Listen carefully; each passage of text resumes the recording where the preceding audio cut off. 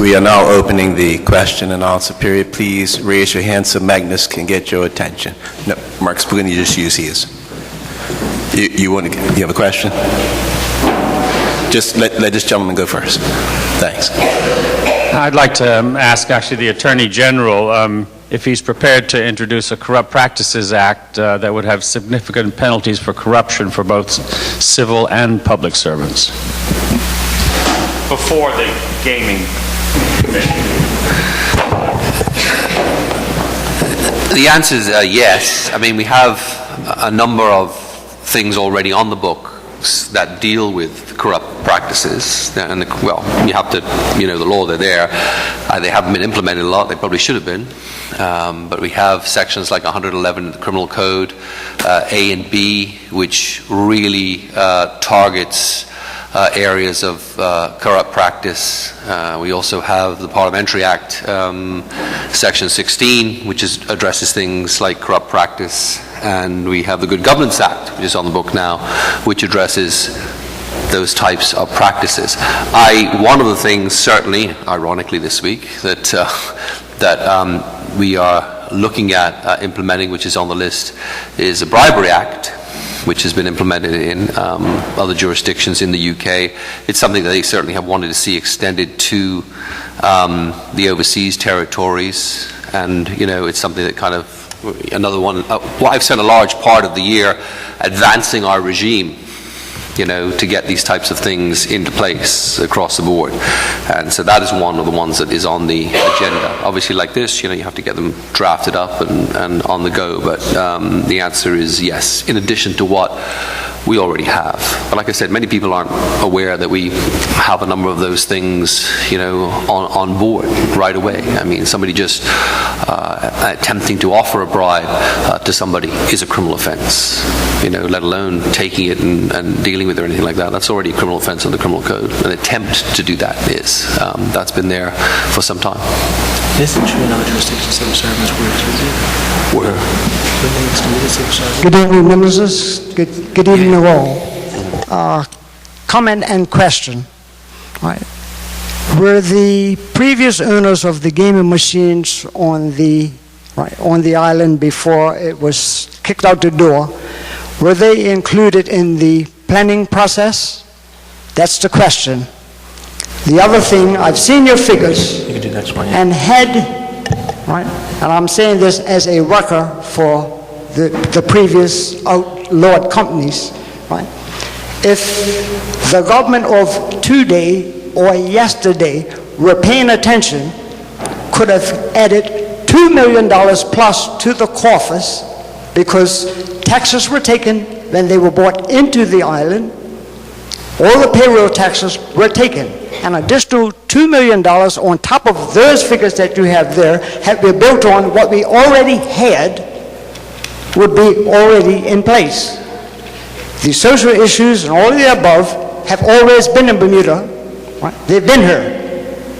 Nothing's going to change when we open up 10 casinos in Bermuda. The social issues, because people play poker every night, everywhere, and bingo and all the above.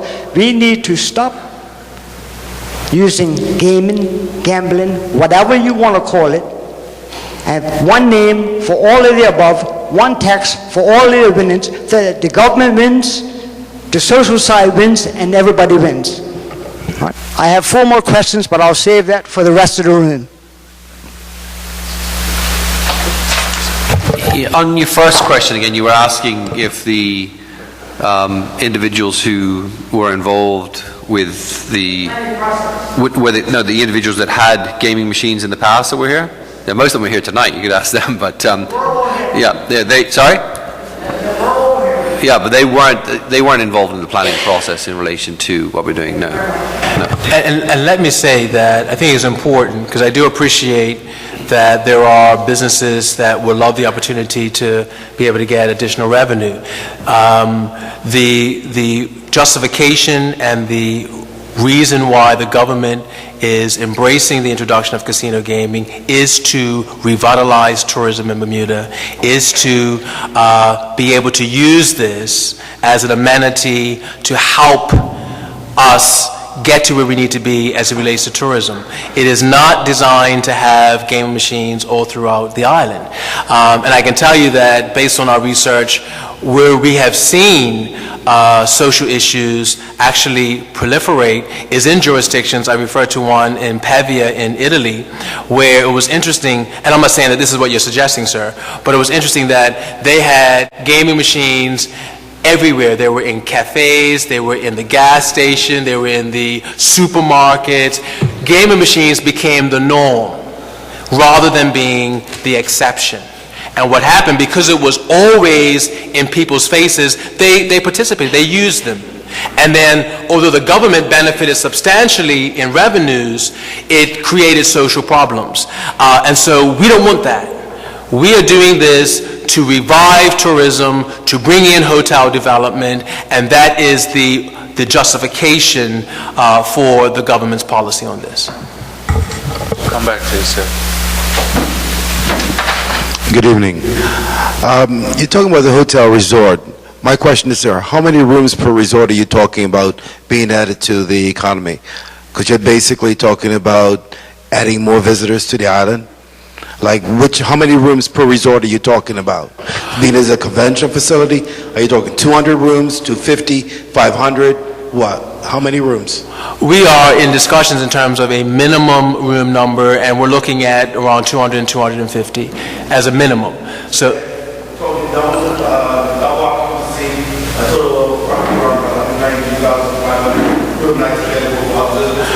sounds like we probably can have a chat later, but that's a bit more technical than I'm prepared to answer. But in terms of the rooms, we are looking at a minimum of 200 to 250, but that is still yet to be determined. It is under consideration.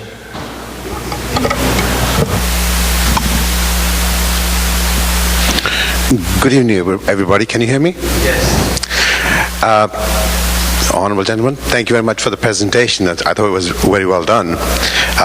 My question relates to the regulatory agency. You had mentioned that there was no direct cost to the government. Okay. If that is the situation, once gaming is legal and approved, to put a regulatory agency without any funds is setting them up for failure. So part of the issue has to be, where are the funds going to come for? Where are the funds going to be coming from to set up the regulating agency so that they do have a measurable amount of success factor to implement all the possibilities? So where will those funds come from? It's a very good question. In granting these types of licenses, you'll have a licensing fee, like you do with anything, and a large part of that licensing fee would be set aside with regard to your regulatory authority. So you'd raise it in part out of the licensing fee. It may ultimately be, as it grew and expanded and you needed to have a greater regulatory authority as things went on, you'd raise that from other hotels that were paying a licensing fee, or from the fact that it will be taxed. But on an initial basis, in order to be granted a license, you're going to have to pay for a license. We haven't decided or set that fee. I think in a place like Singapore, it's 19 million a year, is it? Yeah. 19 million a year. Ours would obviously be less than that, but it would be something that would be sensible, in the scheme of things, to address that, because it's important. It's going to be very, very significant to have a regulatory authority. Let me just say this. This is why I raised this the other day, about some of the nonsense that was getting bandied about. Our whole view from the outset was it would be a regulatory authority that would look at granting licenses. It's very important to have it that way. Governments, like with before, of giving a license to promising somebody a license on a lease is a nonsense, in my view. Shouldn't be having that. Shouldn't have any minister or anybody that can come along and say, oh yes, I'll grant the license like that. That's why you have a regulatory authority. That's how these jurisdictions have stamped out as much as possible forms of corruption because you make it an independent body. So you take a regulatory authority and you would set it up with somebody like a previous police commissioner. That's how they do it in Singapore. And then you probably, and I'm just hypothesizing on looking at how this might be, you'd have a member appointed by the opposition leader. You'd have a member appointed by the premier. You'd have a member appointed by the governor. Something along that line. So you had a really across-the-board, independent regulatory authority. Would then have people that work, for that. You may have enforcement officers and so on. But that's the idea behind the structure. That's how you ensure an independence of the process, and that's how you keep from having a grey jurisdiction. You can't have a developer that would come along and decide like he's, going to try and get it from government, who's ever in government, be set up through the authority, which we financed off the licensing. And if I can just add, it is an excellent question, and my comment was primarily about, any risk in the building of the casino and the running of the casino and the like. But clearly, there's going to be, funds expended in the drafting of the legislation and the creation of the regulatory structure. But as the Attorney General stated, that we will be recouping those monies in the cost of the licensing fee, and then, of course, from the revenues that we get from the industry. Yes, thank you.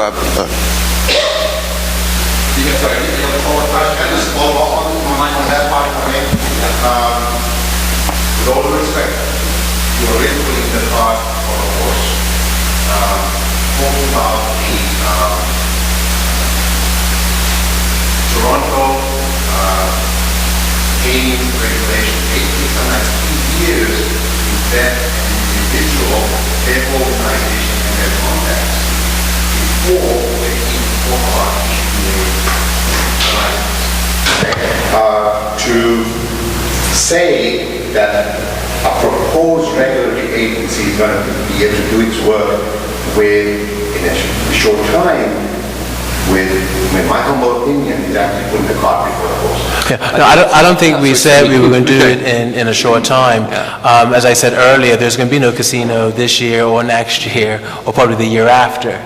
We have to go through the RFP processes we're doing right now in St. George's, and the casino is not going to be up and running, or the building is not going to be up and running for years to come. But I hear what you're saying. I mean, we are well behind the 8 ball here, and we're trying to catch up, and we want to get this done in an expeditious manner as possible, but we're not going to. That's why we've been very clear that's why we're going and seeing these individuals, and that's why we're having these meetings, because we want to have this dialogue.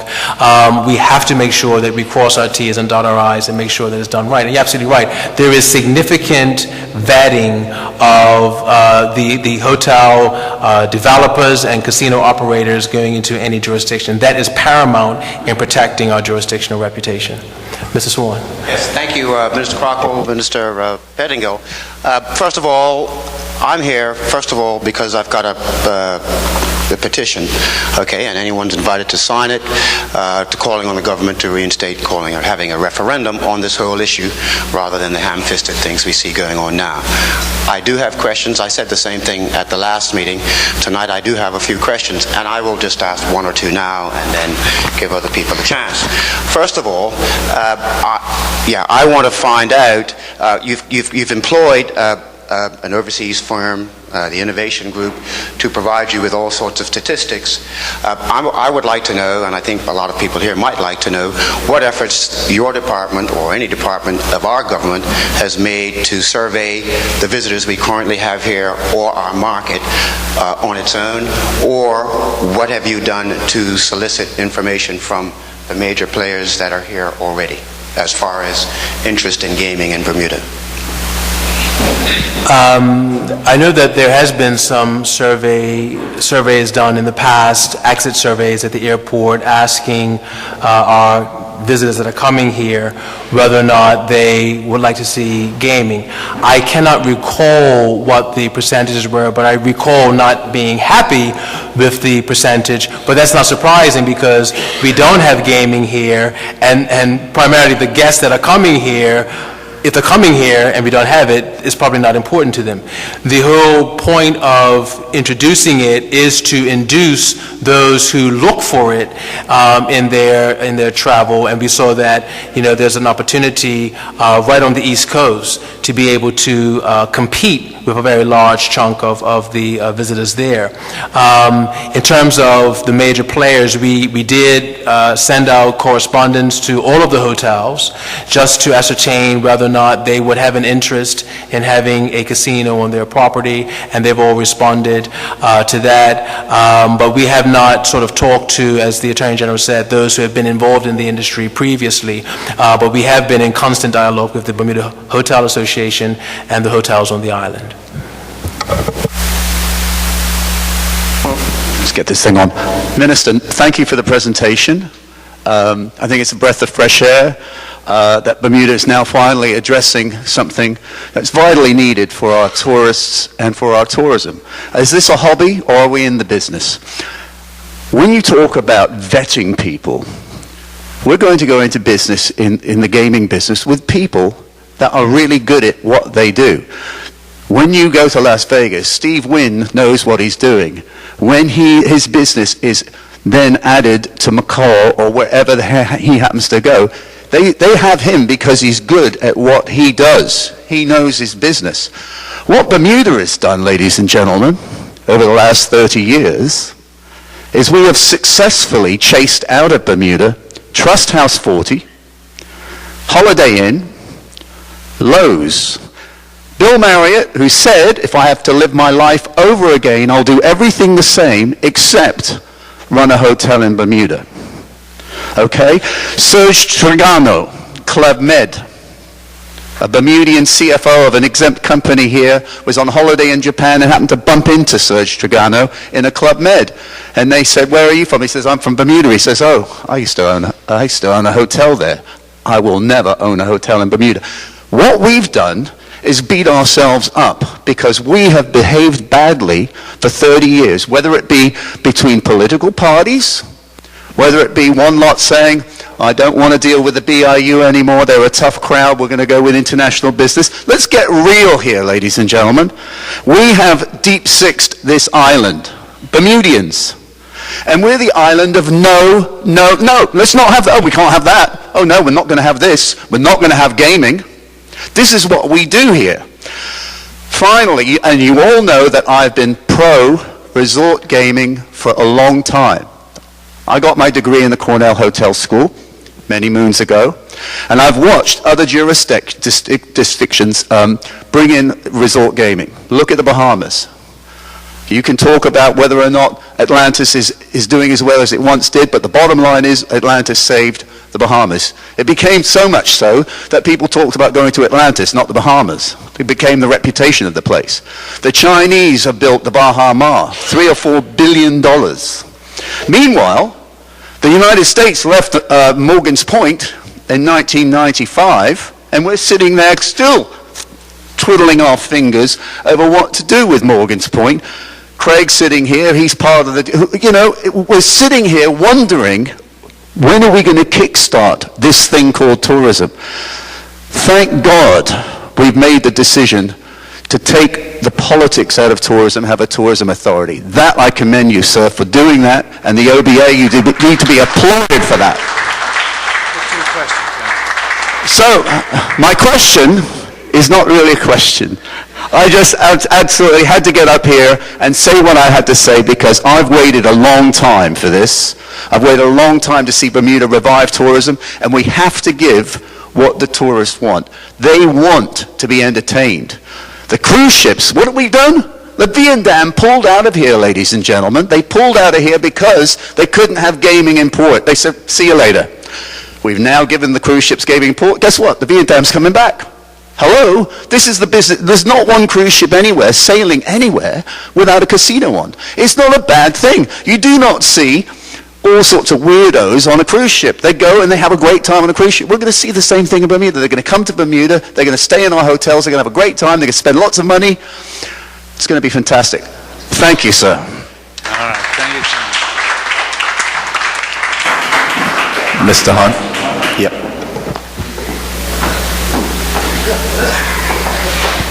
Hi, good evening. Great presentation again, Minister. But I think we left a few things out. And I'm not here to bash you guys, really. I'm on your side. I want to be your partners in this. But that's okay. I can handle it. We left it out. I'm here tonight because of one reason.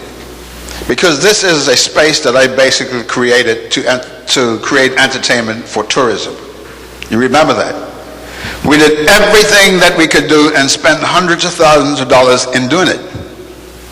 But what the cruise ships did, whatever show we put in one week, they put on the next week on the ship.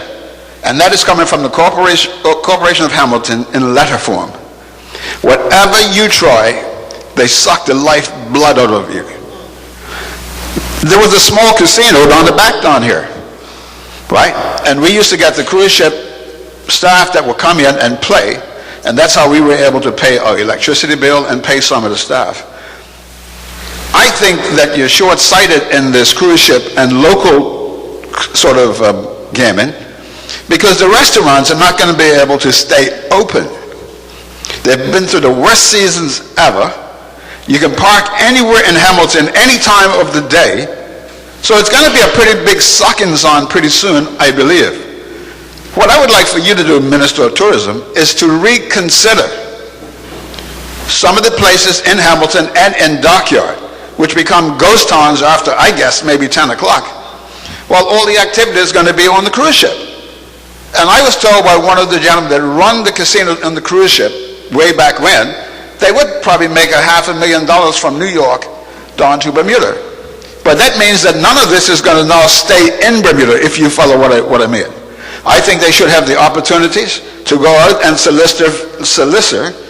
a minute, wrong word, but whatever, for the staff to come to their places and play the games like they did before. This place is a boring place. When the PLP took the license from me, and I got under the wire because we had the electronic machines with the server that could have went in the finance ministry, that you could have seen what was played, what we took, what was paid out. You didn't need to have anyone. You just couldn't fool the system, right? Cost us a hell of a lot of money, $500,000 to do it. But they came back and they took it all. Maybe they should have just taxed it. So I think that you're following the same path as the PLP did and saying, forget about it all. But we expect a change. So if you would really reconsider, because I'm speaking now for the businesses, like all the businesses, not the hotels. We've finished that one. But would you consider these people that's put everything, mortgaged their houses, done all of the stuff to keep their business open, to keep people working? Difficult, you know. And remember, our fixed costs remain the same. Electricity is the same, the interest rates is the same. Maybe we should be talking to the banks like you were pushing this campaign and dropping a few pints on even the mortgages that people have to pay.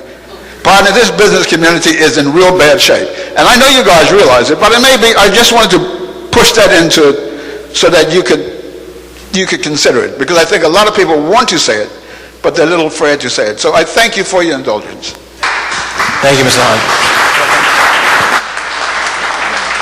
Good evening, ministers. Triangle Amusements, we're one of the first to bring in the machines. We did a good business. We weren't selfish. We donated to charities. We purchased 2 pulleys for the hospital, sent 2 students away to school.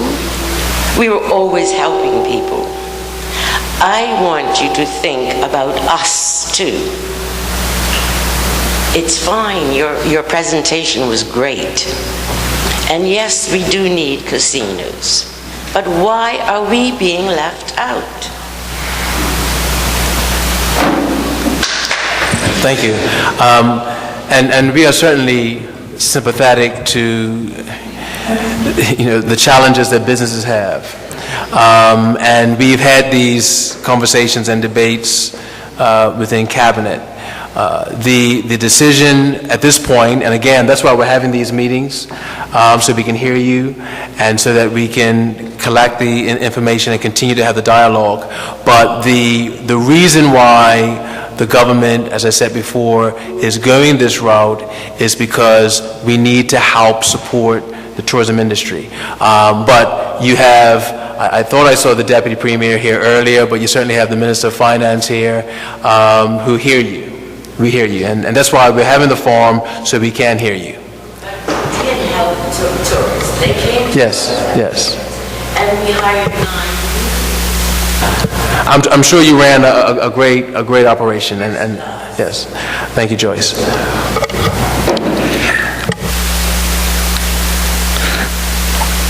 I'd like to address the integrated casino and the establishment, and like to discuss the convention facility as a separate item. It's generally believed that Las Vegas provides the finest and the best convention facilities in the world, bar none. I know that because that's the area I'm from. And I have some knowledge of the gaming industry as well. Now, to attract the tourists to Bermuda, what we need to be able to do is to provide convention facilities that are on par with Las Vegas, which implies that we are not aiming at the 10-star hotel and their associated fees and structure. If my math serves me right from the numbers that you have shown, you're looking to spend, have a visitor spend $1,000 on the casino, not to mention their room rates and whatever. So if you can get people that want to spend $10,000 plus for a 2-day trip, good luck to you, okay? It's not going to happen. However, if you remove the convention facilities and put them into, let's say, the Morgan's Point, and the government was to issue a bond to build a state-of-the-art convention facilities, you'll find that the tourists will flock in. They will revitalize Hamilton and other areas, but let's make the convention facility the best and as economically viable and not kill the convention business. Thanks, sir.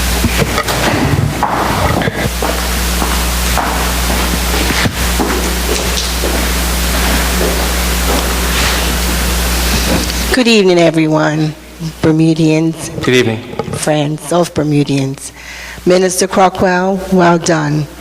My heart is just bleeding right now because this place is not running over. This is a major issue in Bermuda. We have been at a standstill for a while.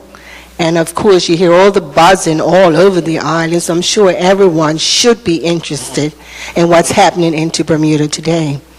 I have been ambassador for Bermuda for a while. I'm with the tourists one-on-one. This week, my school is out, so I'm a tourist in my own country. I've been to Fort Hamilton. I watched the pipe band. I was saddened because no one in Bermuda knew about it. It was lovely. Now, that's a positive thing for Bermuda. Now, I knew they had gaming in Bermuda before, but it didn't touch me because I didn't know any of the negative side. We're in, oh wow, there's gaming there, someone's lost a house, a mortgage, or whatever.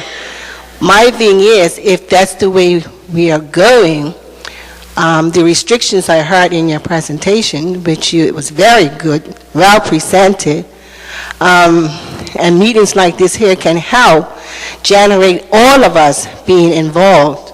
That's why I think this exercise is very healthy. However, in my opinion, I like bingo because it's something where to go in Bermuda. When I meet people off the cruise ships, many presidents of all the clubs in Bermuda know me now. I bring lots of guests off the ships to bingo. They love it.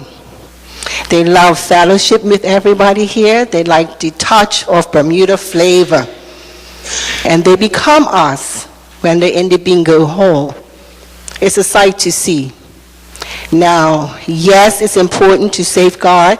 My concerns is two factors: the safety and security of our island, if these gaming does come to Bermuda. And I'm sure you're all doing your homework to safeguard our little different island of Bermuda. And I can stay here all night and hear everyone's opinions. What it's going to be, like the gentleman over there said, let's be real. It's coming, whether it's next year, year after. Apparently, we need to resurrect tourism. It died a natural death. I've seen all the hotels close. I used to babysit in the hotels. The first thing they said to me, where's the games? I'm saying, what games? Because I didn't know at that time what game machines were.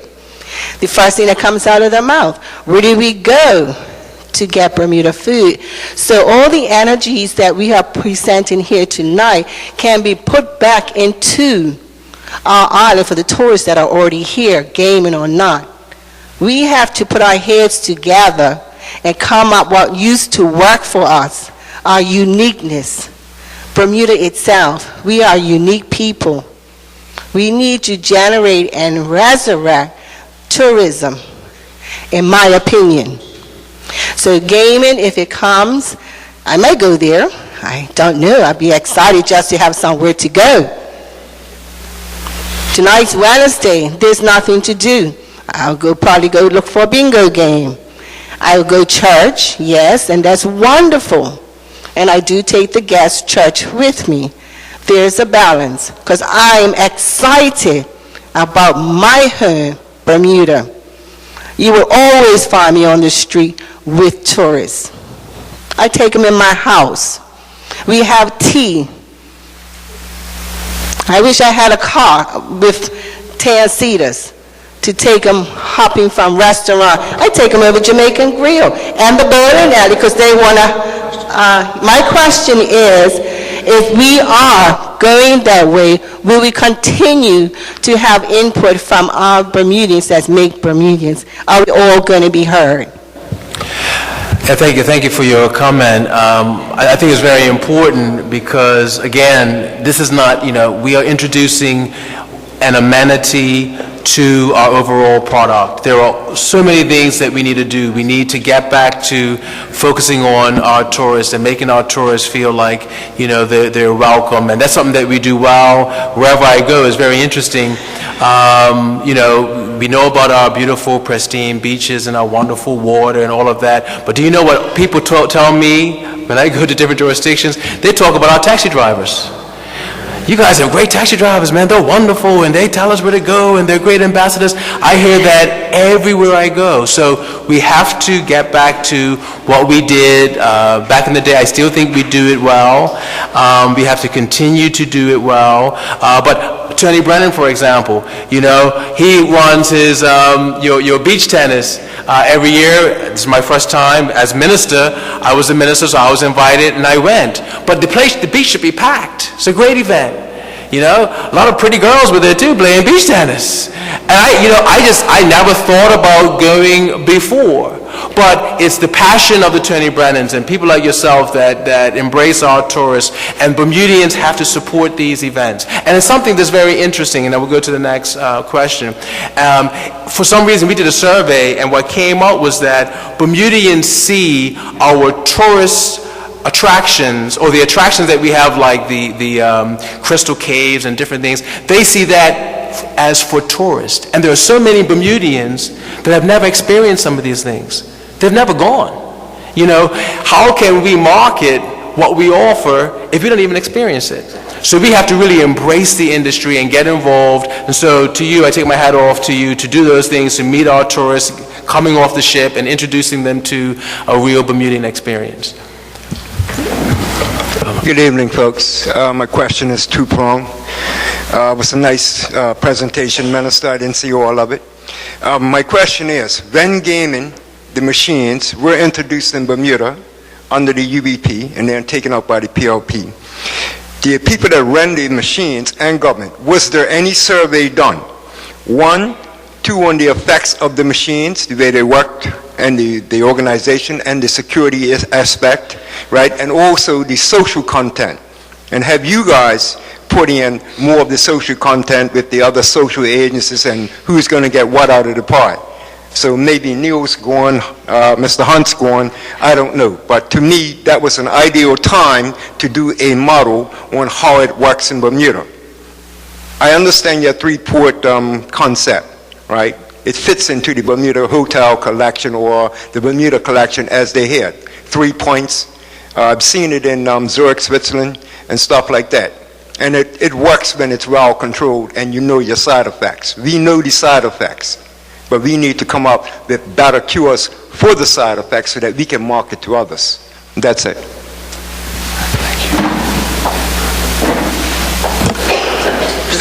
Thank you, sir. Yeah, that's all. Which is what How you doing? Good to see you, Bob. Somebody have a question? You want to do it? I just got a couple statements. Like Tony Brennan, my dad was an icon too, Nobby Simons, big on Crown and Anchor.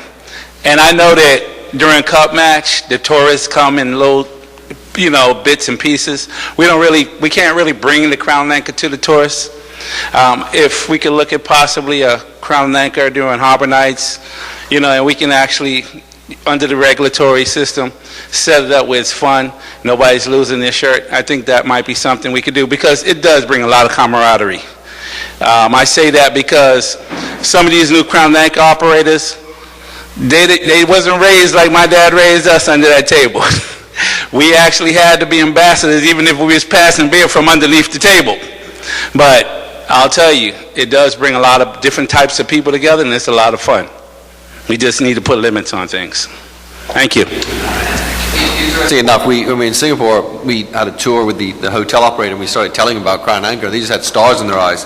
They liked the sound of it and was like, kind of, can you send us a game type thing, because the Asians particularly love board games and things like that where you gather people all around. So we were telling them about that. So we're certainly hopeful that within one of these casino models, it's going to include, a pretty swank kind of Crown and Anchor setup in a casino, which will obviously bring that local kind of flavor to it, so we're able to see that, yeah. Yes, good evening. I wish to respond to the gentleman who asked, was there any type of survey done with the previous owners? And my husband and I, we were previous owners. No, we were just kicked out of the industry. So now, in your presentation, Mr. Crockett, you were saying that Bermudians will have the opportunity to participate. How will we have the opportunity to participate? And then you made a statement about you didn't want to have gaming machines all through the island. Gambling is gambling, so I don't understand what is the difference between having the gaming machines throughout the islands and having the casino hotel.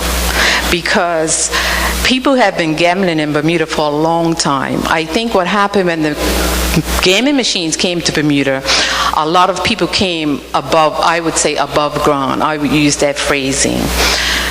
But they have been gambling and they're still gambling. And I don't think, and the reason why we were taken out of business or the gaming was made illegal is because they were saying that it was ruining the fabric of our island.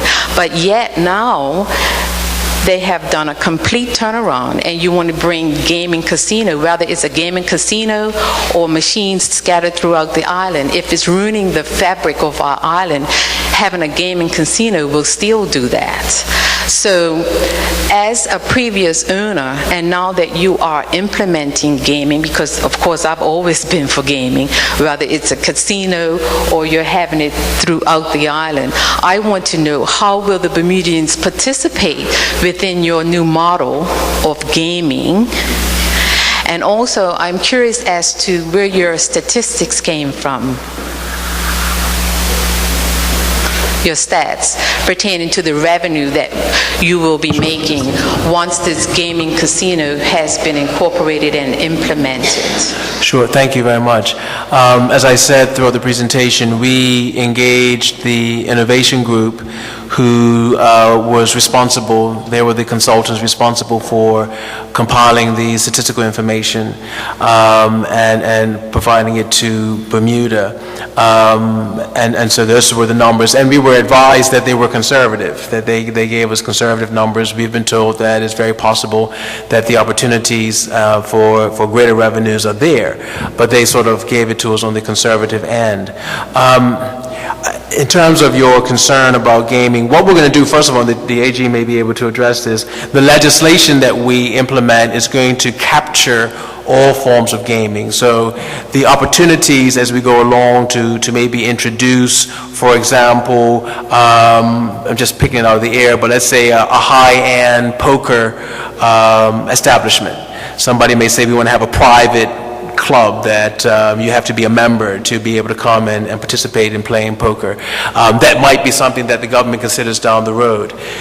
We are doing this now, as I've said, because we want to incentivize new hotel development, etc.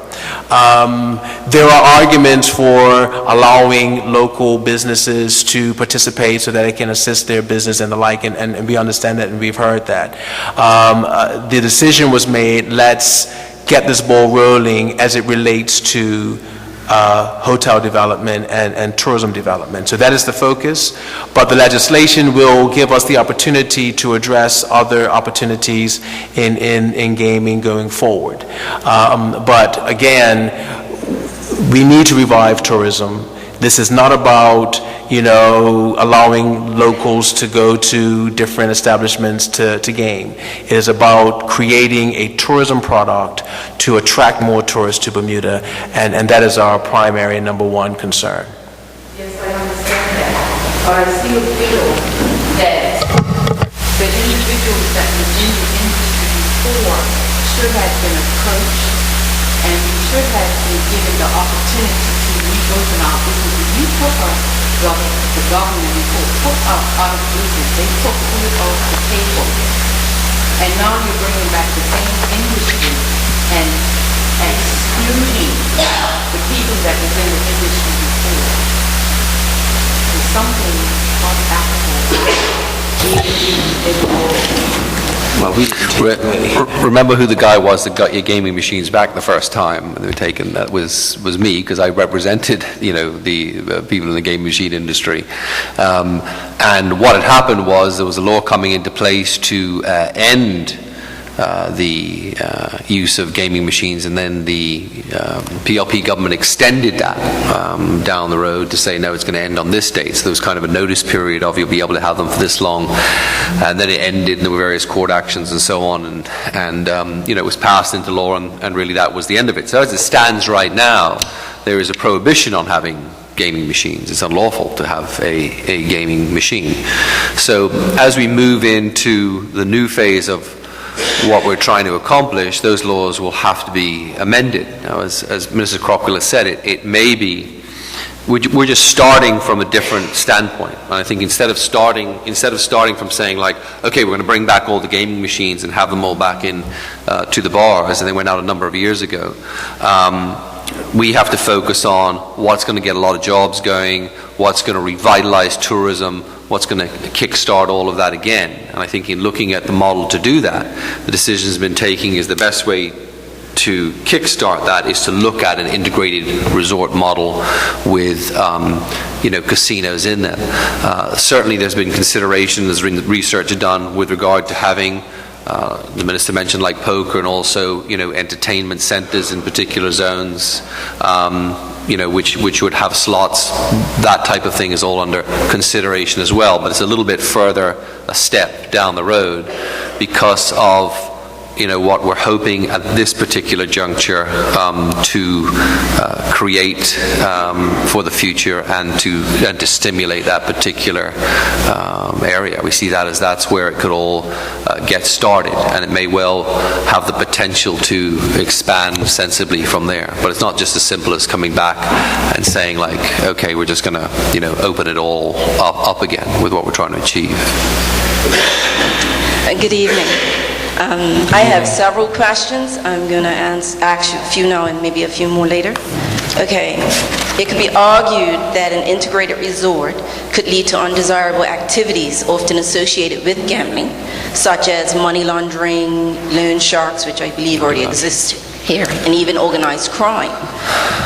Who or what entity will monitor the anti-money laundering, the AML, requirements in an integrated resort? I know you mentioned a gaming commission, but I look at how the banks, it's KYC, know your customer. If I'm a teller and I knowingly accept money into the bank and deposit it, I can face up to a $10,000 fine and get locked up for doing what I deem to be my job. That's the You law, understand? yes. Right? The law will apply. Right, that's the law. Now, given that, so therefore my question, you're talking about a gaming commission. How much teeth will this commission have in terms of addressing that? The other thing was, you mentioned estimated revenue, okay? What is the estimated budget to address social issues that will arise or may arise from gambling? And what are the estimated concessions you're going to give between now and then? Because let's face it, I doubt that you're going to say this is going to happen without government giving additional concessions. So what is the total cost to us, the taxpayers, in terms of lost revenue initially? The other thing was, I noted with interest the bit about the exclusions, family exclusions, that after an investigation, the family, if I go in and I say, I don't want my husband to come in and whatever, based off of what you said, it sounds like I can come in, but an investigation is going to take place first before you exclude him. Now, personally, as an individual, if I come in and say to you, I don't want my husband gambling, what are you going to do about it? Because you should be saying, okay, we put him on a hold immediately following an investigation. We'll determine whether or not it's permanent or just temporary. Yep, I would see because that. you're putting my livelihood and my children's We're on the same page. I agree. You understand what I'm saying? No, and that's the way they do it in Singapore, and that's the Okay. model type of thing I'm looking out for here. And the only reason why I'm saying that is because that wasn't the impression given. The impression given was we'll investigate and then decide. Not that, I'm just saying that's Whether you have to stay out or you can come back in. It's all on a discussion. They can come Yeah. in until the investigation's done. Yeah. That was the impression given. Yeah. That's what I'm saying. Yeah. What else was there? I think that will be all for the moment. Okay, thank you. That's all good Thank points. you. And I expected intelligent questions from you, Trina. You can do the AML one first, yeah. As you know, I'm kind of the head of the AML here, the anti-money laundering regime that we have, that falls under our NAMLAC, which is a national money setup with regard to how we deal with that. There's a whole structure for that. We have an FIA, which is Financial Investigation Agency, and all of those limbs of that. The way that this would work is that it would tie in with those institutions as they currently stand. There would be branches of that would deal particularly with the casino regulations, which are going to be so key, would be highly, highly guarded and scrutinized with regard to avoiding money laundering. And Singapore is one model that's been very, very effective in that regard. You put the onus on the operators. It becomes a question of knowing your customer just like it is of knowing a bank. The casinos issue more SARs, suspicious activity reports on money, than any other institutions. And they have a whole important setup to deal with that. Now let me just tell you about one more exciting thing that we're considering that kind of puts us ahead of the rest of the game. In getting a casino card, it will really, what we have envisioned is it will be monitored on a card system. So you will come into the casino, instead of having cash at the tables, or tons of cash, and being able to play chips, you'd have it on the card. The card is where you purchase your chips, kind of like a credit card that you'd have on your gaming card. That gives you your chips. If you win, then you go to the cash cage. You're able to cash out. You sign off on a receipt for that. It's not a case of bringing in bags of cash into the casino and being able to go up to the roulette table and put all of that money down on the table. I've had a growing concern about that in Crown and Anchor in this country, because that flows through a lot of cash. So we've kind of spotted that one. We've seen where some issues have arisen in that regard. So there are systems I think that are very effective, that have been shown to be effective in jurisdictions like Singapore, and it's our intention with regard to the regulations as they're applied with the AML to ensure that we have the very best system in place possible to guard against that type of activity. And I think that that will be very possible to do that going by what has happened in other jurisdictions. So. And if I can address your second question in terms of the budget for social issues, we've already established that we have to segregate some of the revenues. How much, we haven't yet determined. That's going to be part of the conversation we're going to have with the social services industry to ascertain what they think is an appropriate level. And of course, we have to see how it goes to see if it's something that requires a great deal of additional funding or not. But we appreciate that we have to set aside some of that revenue to address and attenuate any issues that may arise. And in terms of concessions, I think there's a misunderstanding when we talk about concessions. For example, the concessions that we provided to Fairmont Hamilton, for example, is one of the most recent ones. The first phase concessions came to about $14 million. And people think that we're giving $14 million to the establishment. We're not. We're saying that we're not going to collect certain taxes once the development has reached certain stages. In most cases, once the development is completed, then the concessions will kick in. And there are certain requirements and conditions that the developer or the hotel operator has to meet. But I can tell you that, development and creation of jobs, that brings certain value and benefit to the economy. And although if we have to say we are going to give you 3 years or 5 years of a tax exemption on hotel occupancy or payroll tax or whatever it is, people say, wow, we're giving it away. But if you don't have it in the first place, then you have zero. We have nothing. And so we've had zero for too long. And there are other jurisdictions that are giving so much more. And that's our slogan, but we don't really believe it. But there are other jurisdictions, for example, that give 10-year tax holidays across the board. That the developer, he is not taxed for 10 years after the development, just so that a hotel can be built. And that hotel generates jobs and the like. In St. Kitts and Nevis, they just recently built a St. Regis, it's not built yet, but it started, the construction has started in St. Kitts and Nevis. And what they did was they had a situation where those individuals who bought a residence, $400,000 or more, I think was the number thereabouts, they received citizenship, minus the right to vote. These are the types of things that other jurisdictions are doing to get hotel development. And we think that we're so special that they're going to come here and we're not going to give them nothing. And that's not how it works. So we're seeing, there was just recently a Ritz-Carlton with a casino just opened a few months ago in Aruba. The good news is that the same development company is interested in Club Med. But we have to realize that we have to change our model. We have to change how we deal with the concessions. In fact, we're looking at the Concession Act now, because if we continue to think people are going to come to Bermuda just because we're Bermuda, we're fooling ourselves.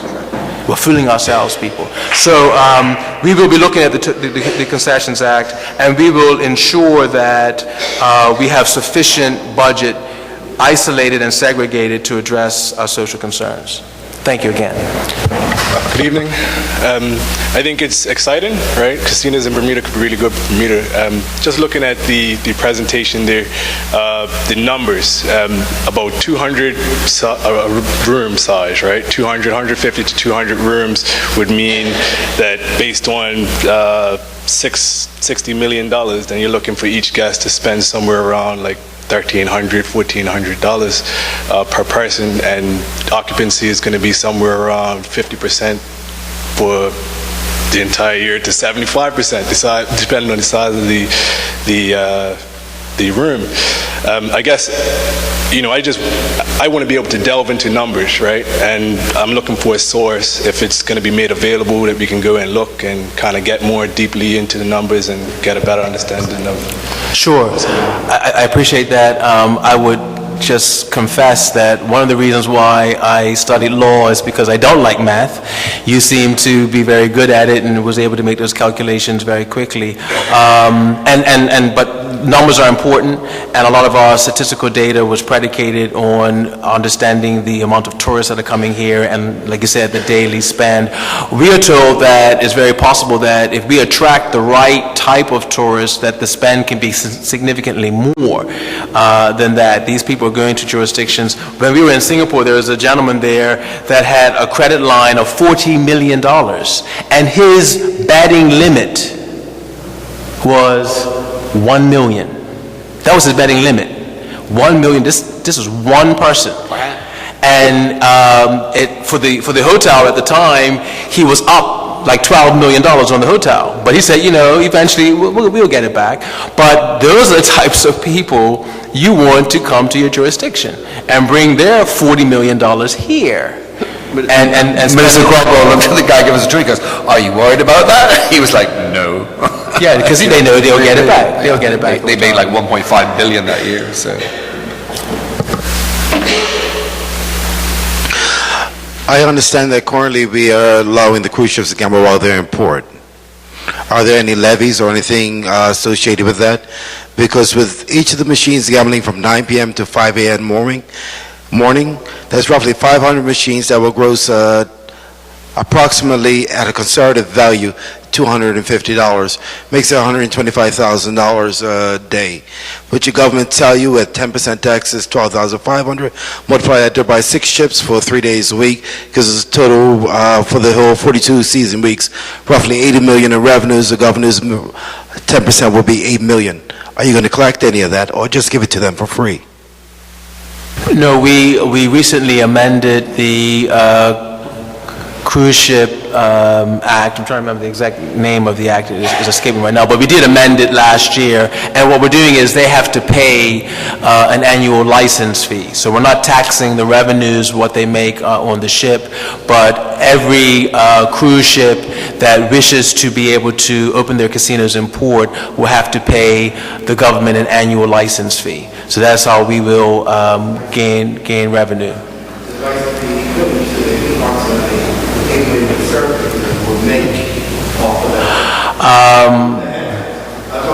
Yeah, I know what you're talking about. We are adding.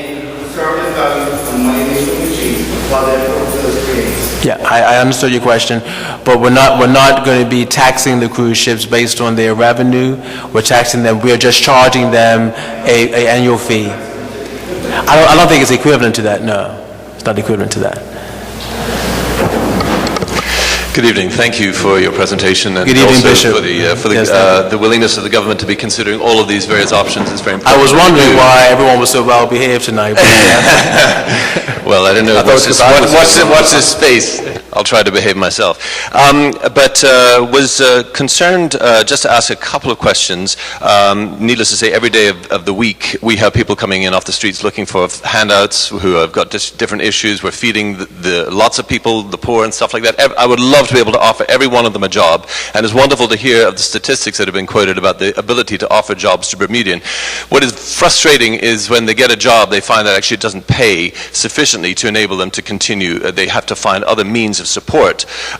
You quoted a figure of 913 jobs. How can we assure that the Bermudians who apply for those jobs will get a sufficient wage in order to enable them to live, given that the casino industry often is very poorly paid, according to Forbes and others?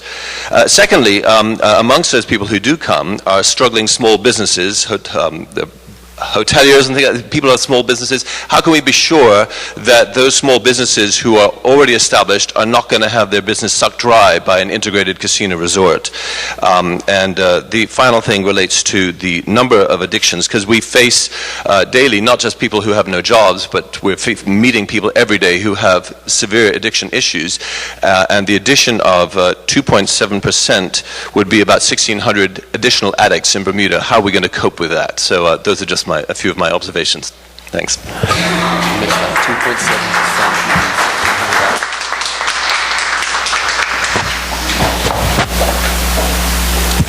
Thank you.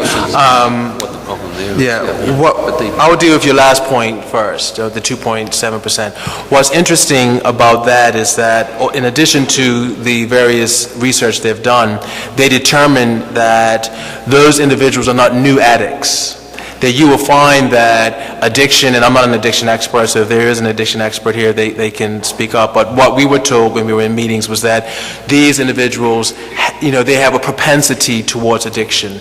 Normally they have other challenges, maybe alcoholism or other issues, so there's a sort of an addiction propensity. So it was not like, okay, there was, an issue of 2% of the population was having a different type of addiction issue, and then gaming brought in an additional 2.7 that was added to that.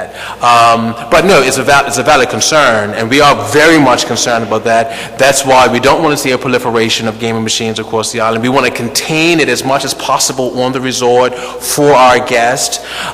We want it to be not the normal activity for residents, but maybe an exceptional activity for the residents, but we're not going to prevent residents from going there. But if they go, they're going to have to pay a levy to get in. They're going to have, as my colleague always says, they have to become a day guest of the hotel to actually enter into the casino. But if we refuse to do things, if we refuse to introduce new things to the island because of our fear of what may happen, then we're not going to do anything. We're going to remain paralyzed. But I believe that we have to cover all of our bases to mitigate against it as much as possible. The fact of the matter is that, as the gentleman said in the corner, there's a poker game going on every night. That we have these sports shops that if you want to go, and again, to quote my colleague, and if you want to go and bet on 2 cockroaches going up a wall in Mumbai, you can do that right now. You can mortgage your house, you can spend your mortgage on your house right now. And guess what? All of that is unregulated to a certain degree. And then there's a lot of underground illegal gaming going on in Bermuda on a daily basis. Do you know that $1.2 million goes out of this country every month on online gaming? Every month. So it's happening, and it's happening at a large scale, but we're just not regulating it because we're like, oh, well, we don't have it, but we have it. We have it. So we have an opportunity to regulate it, to get on top of it, to be in control of it, and to mitigate any challenges that come from that. Now, in terms of the small businesses, it's a very good question, but what we believe and what we also saw in other jurisdictions that were safe jurisdictions. Singapore is one of the safest places I've ever felt in my life. It was unbelievable, one of the cleanest places you want to ever see. And people didn't just stay in the integrated resort. They go out to all of the different restaurants, they enjoy the local environment, and we believe, as an example, if there was a resort in St. George's, surely our guests are going to want to go and look at the beautiful town, the historic town, and get a flavor of the local area. So we don't think that, and based on, again, conversations we've had, unlike some jurisdictions which are dangerous, you don't find tourists going off of the integrated resort because they want to stay within the safety of that particular compound. But in jurisdictions like Bermuda, we don't foresee that being a challenge. And in terms of the income, it's a very good point. When I was in Bahamas, I was meeting with the Bahamian tourism minister, and he said that, as you know, about 93% of all of those who are employed at Atlantis are Bahamian. And he said, and they're some of the best paid Bahamians that we have. And I was glad to hear that. So I said, well, how much they get per week? He said, they get about $350 a week. And I reacted like that. He says, just go to one of the tables for a couple hours and you will see what I'm talking about. And I went to a blackjack table, and it was the Martin Luther King weekend, so it was a holiday weekend, so there was a lot of people there. But I went to a blackjack table around 4 o'clock in the afternoon, and I sat there for 2 hours, and that dealer in 2 hours made $400 in tips. $400 in tips. So it's one of those types of industries that if you have the volume, if it is successful, the individuals, now I'm not advocating $350 a week, but what I'm saying is I understood that in 2 hours, that dealer was able to make more in 2 hours than what their weekly salary was. So I think that there are opportunities, but we will have to work with the establishments to try and ensure that the compensation they provide is attractive to Bermudians. So thank you. Yes, good evening, panel. Yeah, that was excellent presentation. For me, you dotted the I's and crossed the T's. Thank you for ditching the referendum, because we didn't need it. We got gambling coming out the ears. We don't need the referendum for. So thank you for ditching that. You know, to me, it seems that some people need every hotel in the island to close before they admit there's a problem with our hotel industry. And those people, you just can't listen to. Anybody with eyes to see can see what's happening with the hotel industry around the world. And to have gambling is a standard thing. I don't swim, so I don't want you to build a hotel in that, build a swimming pool in that hotel because I don't swim. I don't eat, so I don't want you to build a restaurant in that place because I don't eat. It's just ridiculous. Anybody who reads anything knows that it's just something that you have to have if you want to be in the hotel business. And anybody else who refuses that is just being deliberately blind to the fact. Ladies and gentlemen, Thank you very much. we are almost at 8 o'clock. The next question will be the last. Thank you. If I could, though, I think just that gentleman's point, which I really appreciate, is the same type of view. And I met with, a few years ago, the previous administration had lunch with the minister from Bahamas, and he said, it's not a panacea to everything what you do. It's an equalizer. It's if everybody else is doing that, and that's what people are going for, and that's how you have these integrated resorts, then we need to pay attention to that, and not. I think for far too long it's thought we had to somehow had some magic pill that would still have everybody wanting to come here, and we recognize it's just not that way any longer. We need to go this route. Yes, good evening. I just have two questions. The first question is directly linked to how do you intend to link jobs to Bermudians? Will there be a linking of jobs directly to the granting of a gaming permit?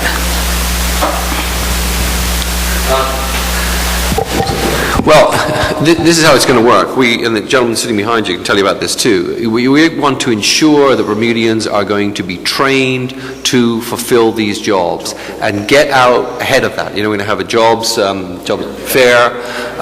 We've already spoken with people with regard to having a training center. This is what they do in Singapore. When you went into Singapore, the one thing you noticed was everybody working the tables, all the croupiers, everybody Singaporeans. And they did that by, when they were building it, they built the training centers to train Singaporeans. And Minister Crocker and I went up where they were in one of the training rooms training Singaporean players. They will have to be licensed under the regs I'm creating. There'll be issues with regard to records and so on and that type of thing. You'll have well-trained people. You'll have laws that tie in with the fact, because one of the big problems they do have around the world is cheating with people. So you'll have laws that tie in quite strictly with that. And it'll be one of those jobs that you'll become well trained at, I believe certainly well paid at from what we've seen, and be able to create something of a career out of it and move up the ladder. Right. Now, I understand that. I've actually been to every single one of these presentations, so I've heard that already. What I'm asking for is there going to be a specific line in the granting of a permit that says X percentage of jobs will go to Bermudians? The reason why I'm asking this is because of the recent Hotel Concession Act that we gave away $20 million in tax concessions, and there was no direct... People say gave it away. We don't really give it away, but yes. We granted $20 million in tax concessions, and there was not directly linked to Bermudian employment. So the question is, will the gaming permits and all future concessions be directly linked to Bermudian jobs? Yes. I understand the whole spiel about the training. I want to know if it's going to be part of the legislation, part of the actual permit. Yeah. If you can recall, I believe that Minister Fay raised the issue that we need to look at that. And the fact that we want to have concessions linked to employment, to the retention of employment and to future employment. I cannot say what hasn't been decided yet within Cabinet. That would be premature. But because of what has happened recently, it has been brought to the fore that we may need to look at our policy and create something that will link the two. So there's something, we appreciate you raising it, but a decision on that has not yet been made. Well, from my perspective, if this whole drive is to create jobs for Bermudians, then we need assurances that that's done via a line item in the legislation and in the permit. I can't see how else we can justify this. It is an excellent recommendation. It is an excellent recommendation. Yeah, and I completely agree with what you're saying. Look, we're all about that, especially sitting right here. So, writing it into legislation could be difficult, and I could go on about that all night, but certainly having a policy where you have closed categories with regard to people that work in this country in certain jobs. So certainly would you want to approach it along the lines of saying, right, we're going to employ 200 people, I'm just grabbing a number here, right, that are going to work, trained to work on the casino floor as croupiers, as people in roulette and all the rest of it. Sign up. Here's a wonderful job opportunity for you. You've got to come and be trained and all the rest of it. You're going to have to we hope, that you're going to have 200 people, 1,000 people lined up around the block to be applying for those jobs. But there's no question that you're probably going to have some people with the expertise, like pit bosses and so on, that have been doing the industry for years, right, that come in. So you can't blanket it. But do we want to approach it where we fill those jobs with Bermudians that are unemployed? Absolutely. Right. And I hear what you're saying.